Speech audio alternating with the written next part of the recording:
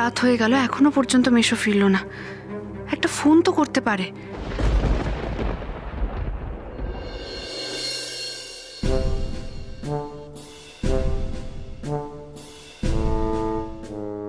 ওই কিরে, এখনো কি ভাবছিস? হ্যাঁ, আকাশদা কিন্তু এতক্ষণে বাড়ি গিয়ে লেপ মুড়ি দিয়ে শুয়ে পড়েছে।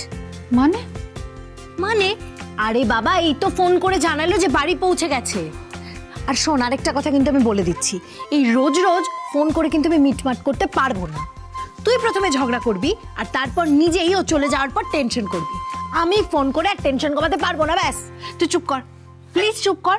উফ, বাজে কথা বন্ধ কর না প্লিজ। কেন রে, এসব এসব ভাবার এখন সময় আছে বল? মেশো এখনো বাড়ি ফেরেনি, কত রাত হয়ে গেল, ফোনেও পাওয়া যাচ্ছে না। কত টেনশনের বিষয় বলতো। আরে বাবা, হয়তো কোনো একটা কাজের মধ্যে রয়েছে। হ্যাঁ, সে যতই কাজ থাকুক না কেন, মেশোকে তো এত বছর ধরে দেখছি, এরকমটা তো কখনো হয়নি। এর আগে বাড়ির বাইরে বেরোলে যদি দেরি হতো ফোনে জানিয়ে দিত অ্যাটলিস্ট। কিন্তু আজকে হয়তো না কাজের প্রেশারটা একটু বেশি, জানিস তো। এত চিন্তা করিস না, বাপি ঠিক বাড়ি ফিরে আসবে। তাছাড়া বাপির কাছে তো গাড়ি আছে, তুই বেশি টেনশন করছিস।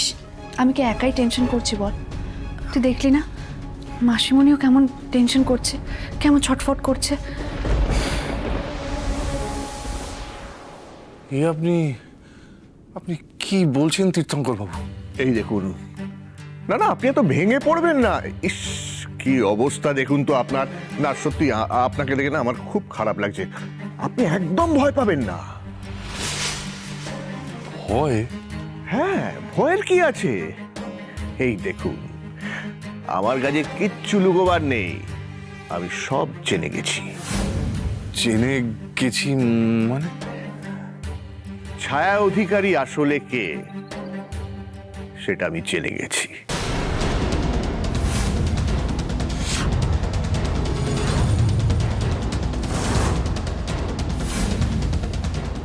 তার মানে? মানেটা হলো, আলো আর ছায়াকে নিয়ে আপনি যে খেলাটা খেলেছেন সেটা আমি সবটা জানি।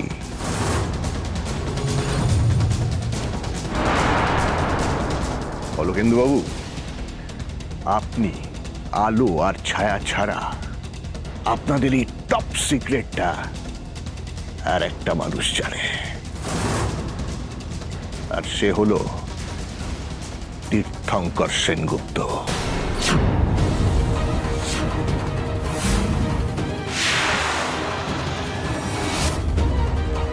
আপনি কি? আরে এই দেখুন, আপনি এত ভেঙে পড়ছেন কেন? আহা, আপনি একদম ঘাবড়াবেন না। আপনি আমার উপর বিশ্বাস রাখুন, আমি কাউকে কিচ্ছু বলবো না, কেউ কিচ্ছু জানবে না। শুধু আপনি আমার কথায় এই বিয়েটাতে রাজি হয়ে যান, ব্যাস। তবে হ্যাঁ, ছায়া অধিকারী বলেছি বলে যেন আবার নিজের মেয়ে ছায়ার কথা ভেবে বসবেন না। বরং গোটা দুনিয়ার কাছে যাকে ছায়া বলে আপনি পরিচিত করেছেন, সেই আলো চ্যাটার্জি হবে আমার বাড়ির ছোট বউ।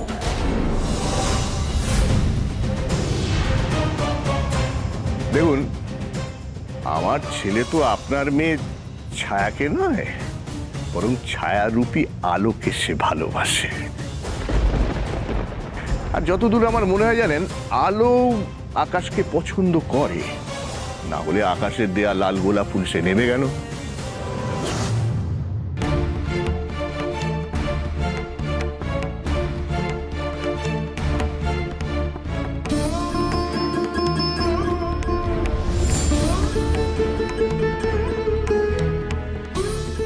অলকেন্দু বাবু, আপনি দয়া করে আমাকে ভুল বুঝবেন না। দেখুন, আমি যা করছি সব আমার ছেলের ভালোর কথা ভেবে করছি। এবার আপনি ছায়া মানে আলোর হাতটা আমার ছেলের হাতে দিয়ে দিন।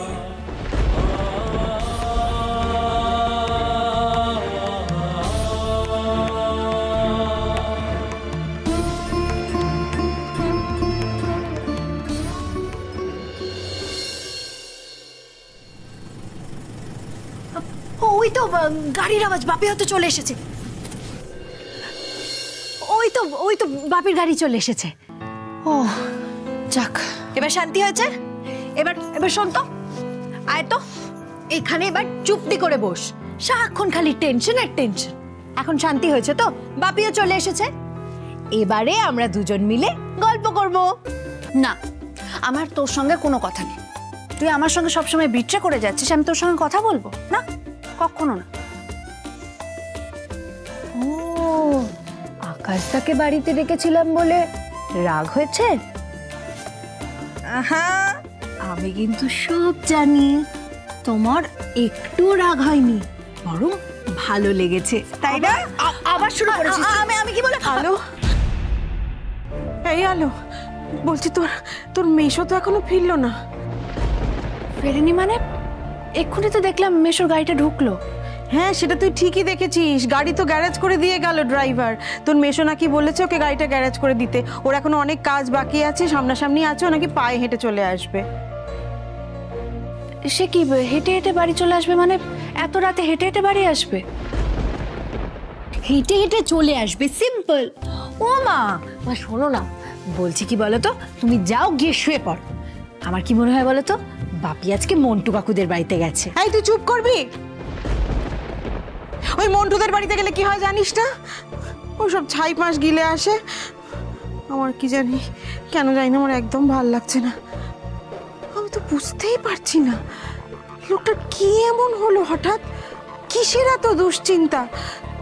তা না হলে তো ওই মন্টুদের বাড়িতে যায় না, ওই সব ছাই পাশ গেলে না।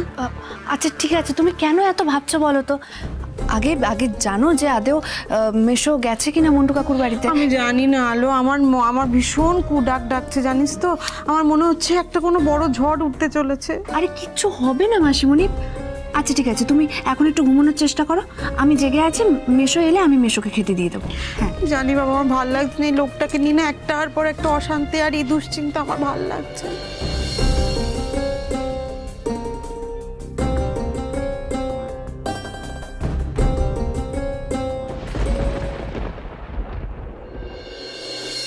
যাবে না, তোমরা যাবে না, যাবে না, যাবে না।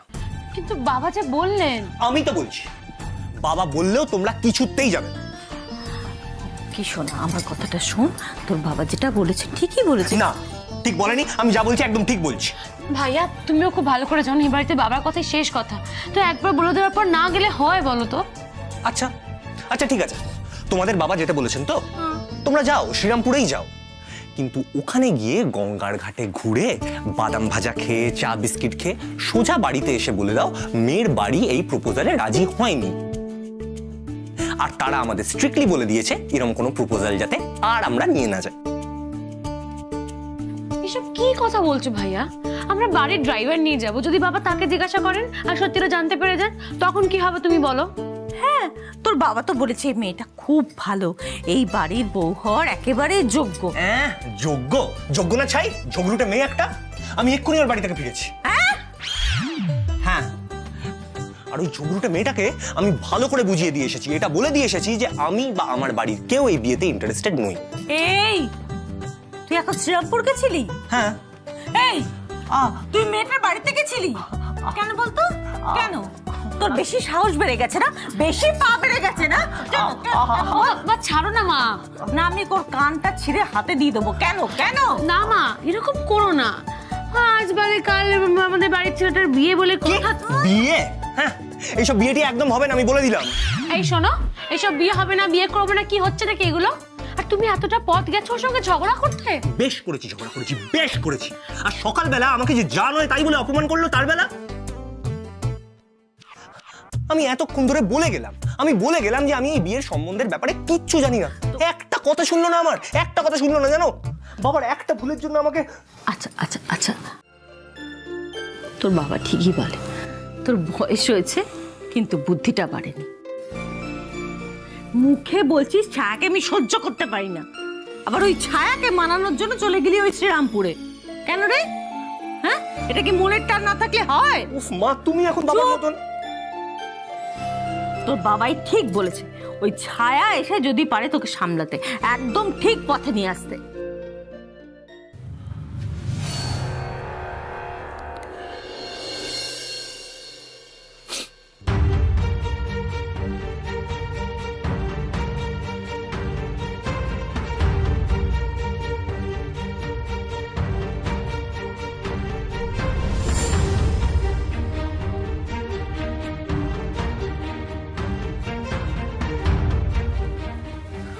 মিশো, মিশো কি কি হয়েছে তোমার? মানে এত রাতে? আলো, আমি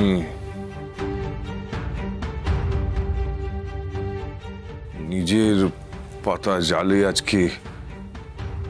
আজকে নিজেই জড়িয়ে গেলাম।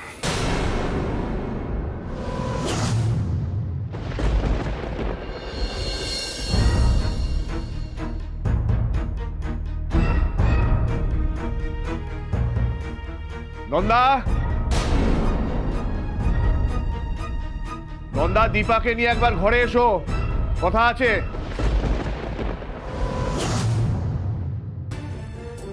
মা, বাবা ফিরলেন কখন গো? যাই না, আবার ডাকছেন কেন? চলো দেখি। এক মিনিট, তোমরা যদি বাবার কথা সাপোর্ট করে বিয়ের কথা বলতে গেছো না, তাহলে কিন্তু তোমাদের ছেলেকে হারিয়ে ফেলবে। আর ছেলেকে সাপোর্ট করে যদি বাবাকে অমান্য করি, তাহলে কিন্তু বাবাকে হারাবো। পতি পরম গুরু বলে কথা, আমি কিন্তু স্বামীর কথা কখনো অমান্য করতে পারবো না।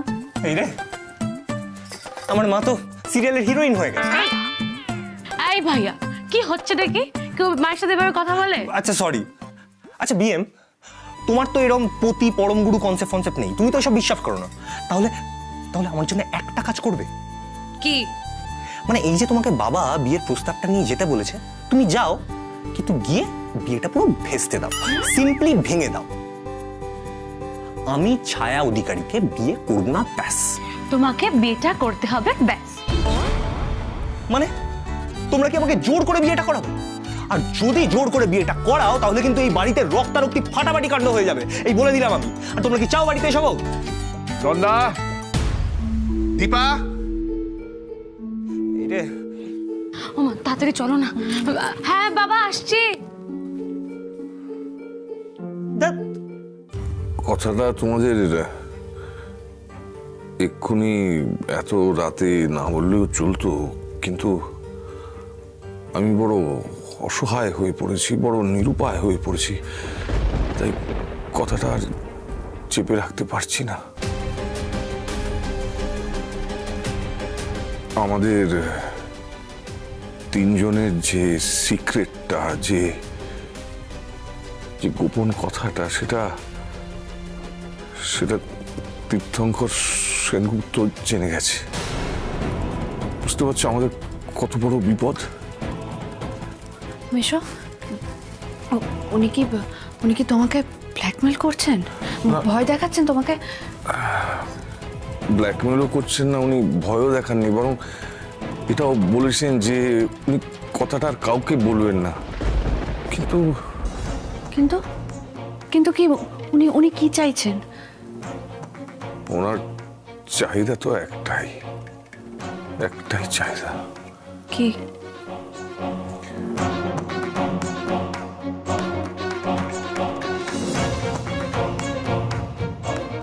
তীর্থঙ্কর সেনগুপ্ত আমার মেয়ে ছায়াকে নিজের ছোট ছেলের বউ করে নিয়ে যেতে চান।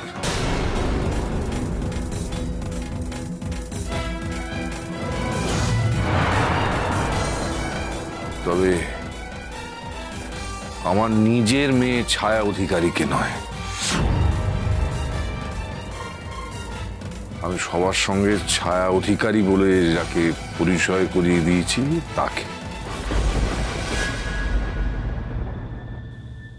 মানে তোমাকে, আলো চ্যাটার্জিকে।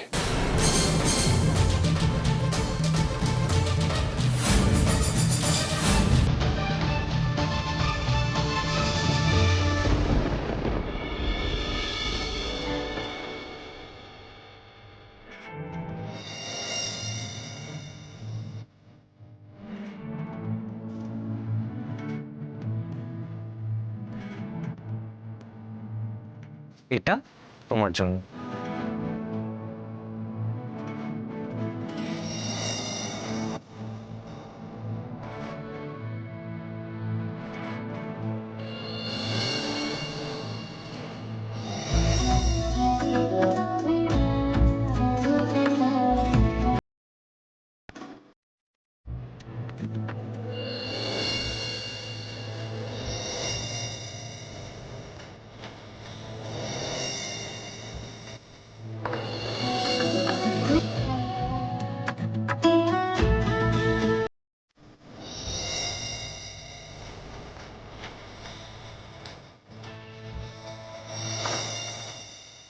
তোর এসব এসব কি ভাবছি আমি?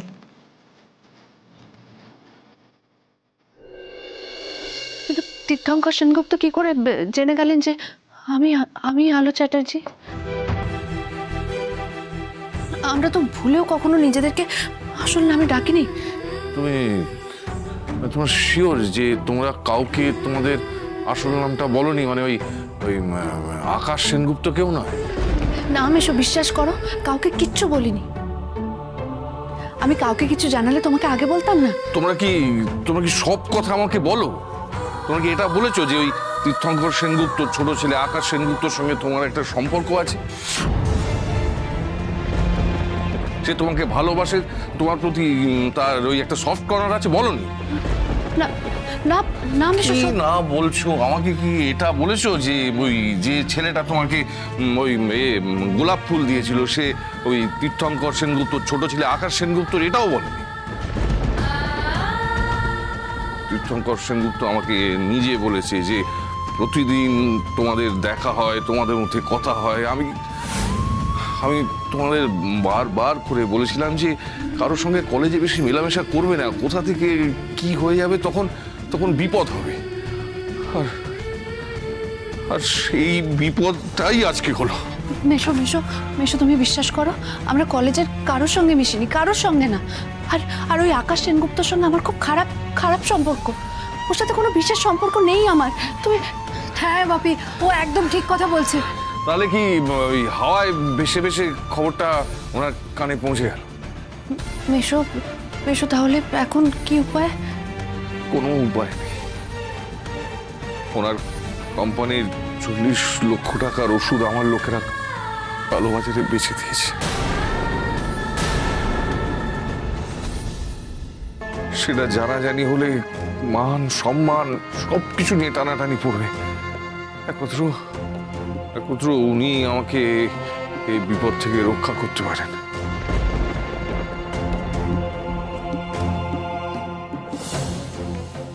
তাই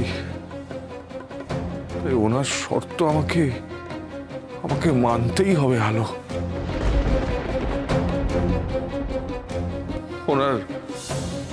ওনার ছোট ছেলের সঙ্গে তোমার বিয়ে আমাকে দিতেই হবে।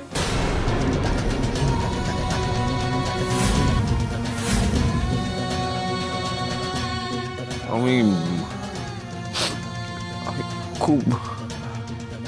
খুব খারাপ ভাবে ফেসে গেছি আলো। ওই তীর্থঙ্কর সেনগুপ্ত যদি আমাকে সাহায্য না করেন তাহলে আমি বিপদ থেকে উদ্ধার পাবো না। কিন্তু মেশো, এই বিয়ে আমি কি করে...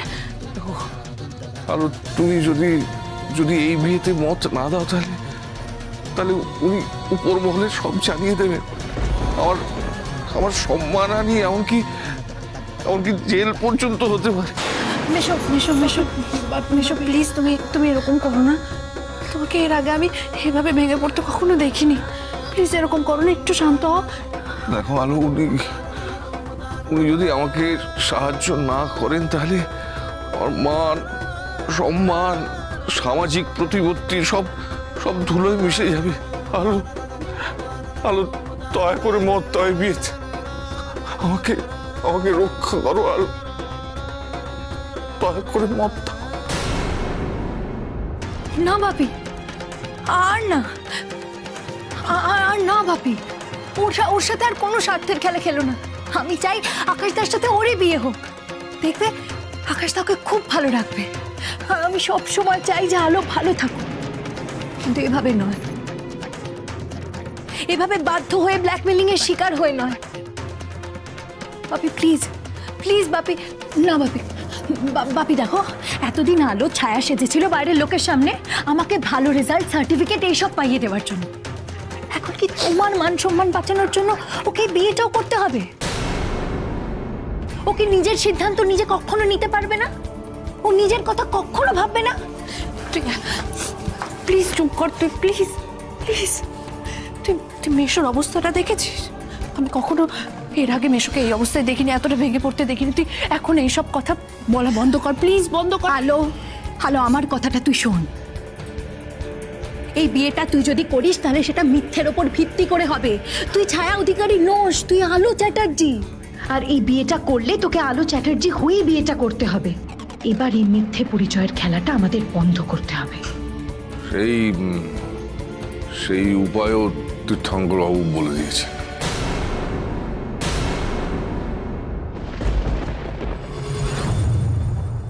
বলেছেন যে বিয়ের আগে পর্যন্ত সবাই জানবে যে বিয়েটা ছায়ার সঙ্গেই হচ্ছে, কিন্তু বিয়ের মণ্ডপে কনের পিঁড়িতে বসবে আলো।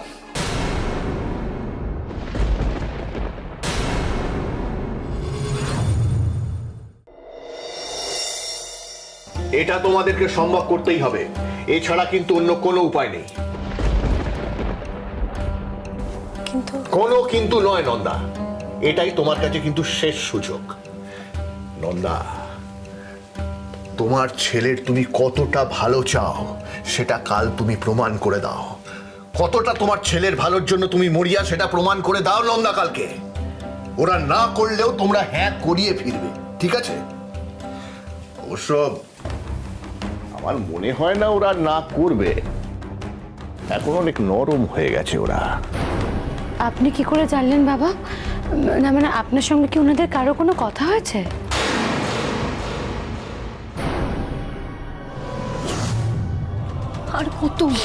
আর কত লোককে ঠকাবো আমরা? এটা ঠিক হবে না। শেষে তো আমরা আমাদের বাড়ির লোককে ঠকিয়ে ফেলবো।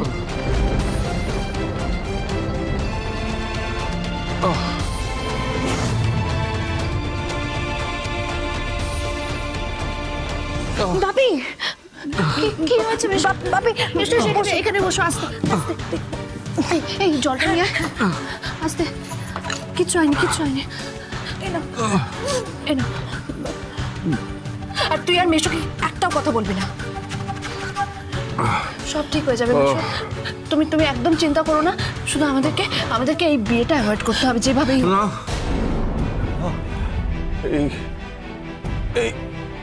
এই বিয়েটা হতেই হবে।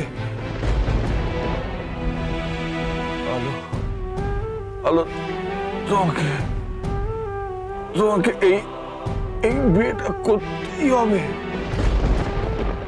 না মেশো, এটা আমার পক্ষে সম্ভব নয়, কিছুতেই সম্ভব নয় আমার পক্ষে, কিছুতেই না।